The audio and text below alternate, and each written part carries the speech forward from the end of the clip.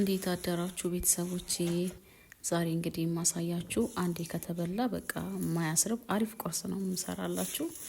ተከታተሉ። እሺ እንግዲህ ይሄ ቦለቄ ግቢያችን ውስጥ ተክለ ነው የበቀለ ቦለቄ ነው። እስከዛሬ በንፍሮ ነበር የምንበላው አይደል?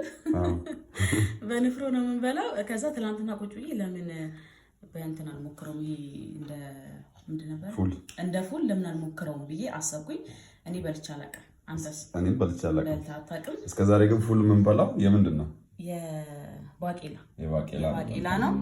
ስለዚህ እስቲ ቆይ ዛሬ እንሞክረው ብዬ በዳቦ የሚበላ እንሞክረው ብዬ ልሞክረው ነው ቤተሰቦቼ። ተቀቅሎ ተዘጋጅቷል። ዳቦ እየጋገርኩ ነው። ዳቦችን እየተጋገረ ነው። ዳቦ እየጋገርኩ ነው። እዚህ ጋር ተቀቅሎ ያደረ ነው።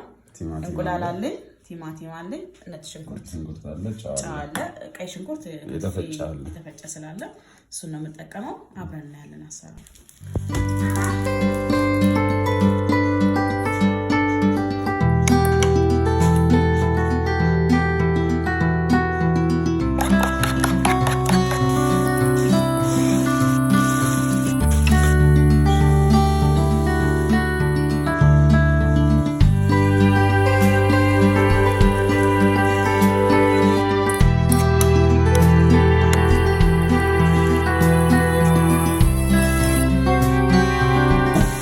ስላለ ሮዝማሪ አጣሉን አሩና ቤት ቢደረግ ተመራጭ ነው።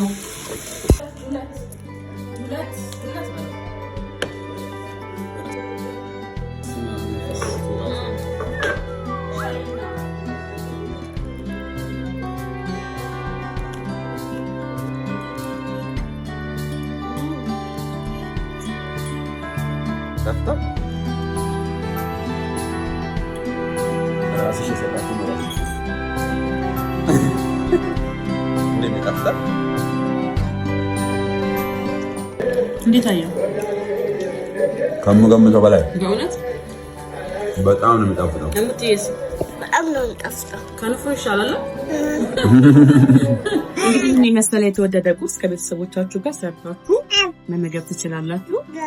ዳቦም ቤት ውስጥ የተጋገረው ሁሉም ነገር ቤት ውስጥ ነው እና ፎሎ አድርጉ ይላል። እወዳችኋለሁ። መልካም ቀን